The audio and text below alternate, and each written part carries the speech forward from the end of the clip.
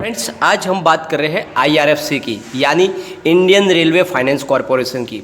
यह एक ऐसा स्टॉक है जो आने वाले समय में आपके सपने साकार कर सकता है। इसका भविष्य मुझे बहुत ही ज़्यादा उज्जवल लग रहा है, बहुत ही शानदार कामकाज है, क्योंकि कंपनी लगातार अपने कारोबार को बढ़ा रही है।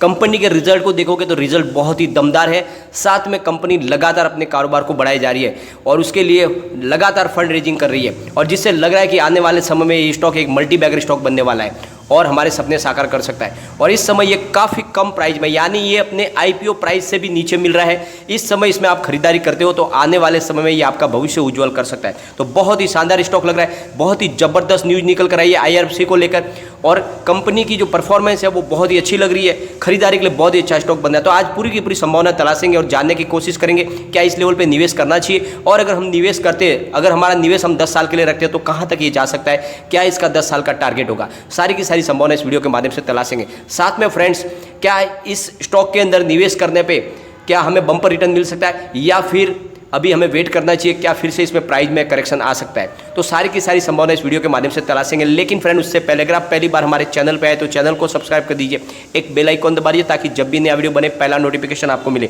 वीडियो पसंद आए तो लाइक शेयर जरूर कीजिए। चलो फ्रेंड्स, वीडियो स्टार्ट करते हैं। मैं हूँ आपका दोस्त एसबी दवे और हमारे अपने चैनल ऑनलाइन कमाई में आपका बहुत बहुत स्वागत है। फ्रेंड्स, अभी बाजार में आज थोड़ा करेक्शन का दौर चल रहा है, यानी प्रॉफिट बुकिंग हो रही है। इसकी वजह से सेंसेक्स में थोड़ी सी गिरावट है और इसका असर आईआरएफसी के स्टॉक पे भी पड़ा है। वरना न्यूज़ बहुत ही शानदार है, स्टॉक दौड़ सकता था, लेकिन बाजार में आज बहुत ज़्यादा प्रॉफिट बुकिंग का माहौल बना हुआ है। एक बार कारोबार को डिस्कस कर लेते हैं। अभी 11 बजे के आसपास का टाइम है। स्टॉक ओपन हुआ 25.30 पर, हाई बनाई 25.50 की, लो है 25 का, और अभी स्टॉक ट्रेड कर रहा है 11 बजे के आसपास 25.05 पर, करीब 0.40% डाउन पर। अगर इसके वॉल्यूम की बात करें तो बीएससी में 20,05,000 का वॉल्यूम हो चुका है और 10,44,000 की डिलीवरी उठाई गई है, और डिलीवरी का परसेंटेज 52.10%। बात एनएससी की कर लेते हैं। 54,62,000 का वॉल्यूम हो चुका है और सामने 31,63,000 की डिलीवरी उठाई गई है, और डिलीवरी का परसेंटेज बहुत ही ज़्यादा है, यानी 57.91%। तो फ्रेंड्स, आप देख लो डिलीवरी का परसेंटेज कितना भयंकर है। लोग बहुत ज़्यादा खरीदारी करें इसमें, और सबसे बड़ी बात, जनरल पब्लिक की होल्डिंग बहुत ही कम है इसमें। पूरी की पूरी हिस्सेदारी अभी भी सरकार के पास है, और इसी वजह से मुझे स्टॉक बहुत ज़्यादा अट्रैक्टिव लग रहा है। ये कंपनी आपको मालामाल कर सकती है, क्योंकि बहुत ही ज़्यादा आपको बोनस और डिविडेंड आगे मिल सकता है, और आपकी जो निवेश है आपको बहुत ज़्यादा आगे रिटर्न दे सकती है। परफॉर्मेंस बहुत ही शानदार है। एक बार हम न्यूज़ को डिस्कस कर लेते हैं। आईआरएफसी ने अपने प्रोजेक्ट के निर्माण के लिए, यानी फिलहाल आईआरएफसी के पास बहुत सारे हाथ में प्रोजेक्ट हैं और उनको पैसों की बहुत ज़्यादा आवश्यकता है, क्योंकि काम उनके पास बहुत ज़्यादा बड़ा हुआ है। तो उन्होंने फाइनेंशियल ईयर 2021 से लेकर 22 के बीच में करीब 1 लाख करोड़ रुपीज़ के फंड रेजिंग की योजना बनाई। बहुत ही भारी मात्रा में फंड रेजिंग करने जा रहे हैं। इसका मतलब उनके पास कारोबार की लाइन लगी हुई है और आगे आने वाले समय में बहुत ज़्यादा काम इनको मिलने वाला है, और इसकी शुरुआत भी उन्होंने कर दी है। तो आईआरएफसी ने 1994 करोड़ रुपीज़ की रकम 20 ईयर बॉन्ड्स के माध्यम से जमा कर ली है, जिसके लिए उन्होंने 6.99 के % के कूपन जारी किए हैं, और ये इशू 2 जून को बंद हो गया था। तो एक बड़ी फंड रेजिंग उन्होंने ऑलरेडी कर ली है।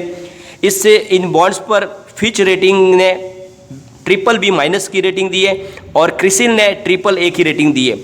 और इन बॉन्ड्स की डिमांड बहुत ही हाई थी, क्योंकि इकोनॉमी को बूस्ट करने के लिए सरकार इंफ्रास्ट्रक्चर और डेवलपमेंट पर पूरा जोर लगा रही है। फिर से कारोबार की गतिविधियां सरकार बढ़ाना चाहती है, और इसलिए कंपनी को कारोबार बहुत ज़्यादा मिलने वाला है। आने वाले समय में बहुत ही ज़्यादा तेज़ी बन सकती है इन शेयरों के अंदर। फिलहाल ये बहुत ही सस्ती प्राइस में आपको मिल रहा है, यानी फिलहाल स्टॉक की प्राइस जो है वो बिल्कुल इसके आईपीओ प्राइस पर है। तो यहाँ से खरीदारी बनती है। और इससे पहले आईआरएफसी ने मार्च महीने में 1,375 करोड़ रुपीज़ के 20 ईयर के बॉन्ड्स 6.8% की रेट से जारी किए थे। आईआरएफसी ने रेलवे के बड़े प्रोजेक्ट के लिए भी फंड प्रोवाइड कर रही है लगातार, जैसे कि फ्राइट कॉरिडोर, और दिल्ली और मुंबई सीएसटी स्टेशन के डेवलपमेंट के लिए भी उनको फंड दे रही है रेलवे को। तो कंपनी के पास काम की कोई कमी नहीं है, पूरी तरह से सरकारी कंपनी है। 86% की होल्डिंग सरकार की है।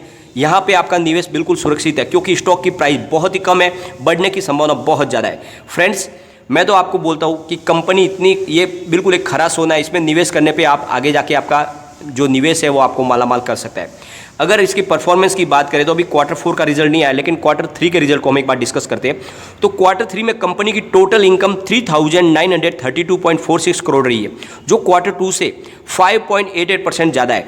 Q2 में कंपनी की टोटल इनकम 3,714.17 करोड़ थी और पिछले साल सेम क्वार्टर से तुलना करें तो 8.01% ज़्यादा है। पिछले साल कंपनी की टोटल इनकम 3,640.94 करोड़ थी और कंपनी ने net profit after tax 1046.74 crore बताया। तो सबसे बड़ी बात, company year on year basis पे देख लो या क्वार्टर ऑन क्वार्टर बेसिस पे देख लो तो लगातार प्रॉफिट में है और बहुत ही शानदार इनकी ग्रोथ बढ़ रही है। जबकि इस दौरान बहुत जगह पे कारोबार की गतिविधियां बंद थी। पिछले एक साल में कोरोना ने कहर ढाया, उसके बावजूद भी कंपनी का कारोबार लगातार बढ़ रहा है और ये एक सिग्नल है कि यह कंपनी बहुत ज़्यादा आगे का कमाल कर सकती है और हमें बहुत ही ज़्यादा रिटर्न दे सकती है।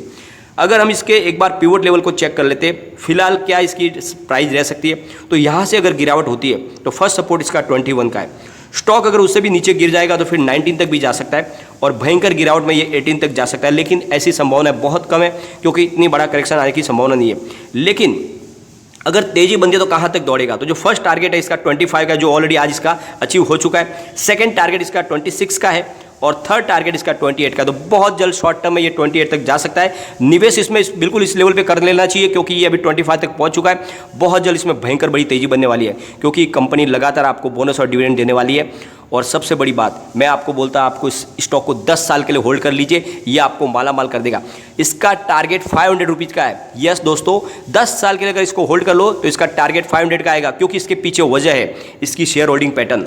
अगर इसमें शेयर होल्डिंग पैटर्न को हम डिस्कस करें तो सरकार के पास 86.36% की होल्डिंग है, फॉरेन इंस्टीट्यूशन के पास 1.44% की होल्डिंग है, अदर्स के पास 0.96% की होल्डिंग है और म्यूचुअल फंड के पास 3.02% की होल्डिंग है और जनरल पब्लिक के पास मात्र 7% की होल्डिंग है और फाइनेंशियल इंस्टीट्यूशन यानी हमारे बड़े घरेलू निवेशकों ने भी 1.21% की होल्डिंग लेकर रखी है। तो सारी की सारी होल्डिंग दूसरे लोगों के पास है, जनरल पब्लिक के पास मात्र 7% है और इसी वजह से स्टॉक बहुत ज़्यादा दौड़ सकता है। इसमें आप निवेश करके रखिए, यह आपका भविष्य उज्जवल कर सकता है। बहुत ही अच्छा स्टॉक लग रहा है और सरकारी कंपनी है, निवेश डूबने की कोई संभावना नहीं। सबसे बड़ी बात, इसका जो काम करने का तरीका बहुत ज़्यादा यूनिक है, यानी इंडियन और विदेशी फंड हाउस से वहाँ से फंड जमा करके इसको रेलवे को ये फंड प्रोवाइड करते हैं। इस वजह से रेलवे में फंड प्रोवाइड करने से इनके एनपीए बनने की कोई संभावना नहीं फंड की और इसी वजह से कंपनी लगातार अच्छा काम कर रही है और ये आने वाले समय में मालामाल हमें कर सकती है। तो बिल्कुल निवेश करना चाहिए।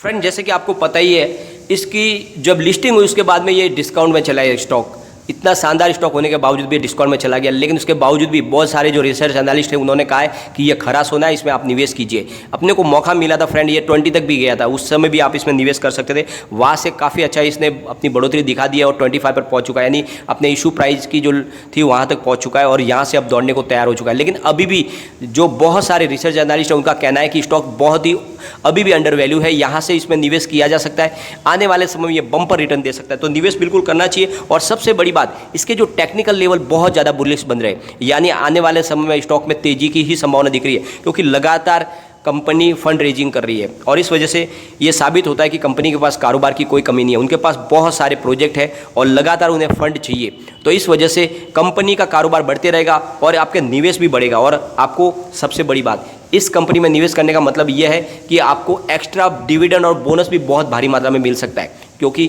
सरकार जब प्रॉफिट होगी तो ये कंपनी आपको अपने प्रॉफिट के अंदर हिस्सेदार बनाएगी, तो उसमें आपको बहुत अच्छा रिटर्न मिल सकता है। तो निवेश के लिए इससे अच्छा स्टॉक मुझे नहीं लग रहा है बाजार में इस समय, क्योंकि काफ़ी कम प्राइस में मिल रहा है और कंपनी का जो कारोबार करने का तरीका है उसमें कंपनी को लॉस होने की संभावना बहुत कम है। और सबसे बड़ी बात, आप इस समय अगर निवेश करते हो तो कम मात्रा में करें क्योंकि बाजार फिलहाल बहुत ज़्यादा बढ़ चुका है, यानी बाजार जो है अभी कभी भी करेक्शन के दौर में आ सकता है, यानी बाजार में मेरे हिसाब से 3 से 4 हज़ार पॉइंट का करेक्शन आ सकता है। तो ऐसे समय में तो प्राइस नीचे भी आ सकती है, तो आपको निवेश थोड़ा थोड़ा करके करना चाहिए। भले किसी भी स्टॉक में करें, निवेश फिलहाल एक साथ में न करें, थोड़ी थोड़ी मात्रा में करें। अगर करेक्शन भी होता है तो आप निचले लेवल से खरीदारी कर सकते हैं ताकि आपका एवरेज नीचे हो जाए।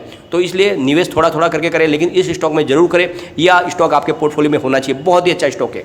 लेकिन फ्रेंड, कोई भी इन्वेस्टमेंट करने से पहले अपने फाइनेंस एडवाइजर से एक बार एडवाइस ले लें या अपना खुद का रिसर्च करें, क्योंकि मैंने वीडियो आपके एजुकेशनल पर्पज के लिए ही बनाया। वीडियो पसंद आए तो लाइक शेयर जरूर कीजिए और चैनल को सब्सक्राइब कर दीजिए। Thank you friend.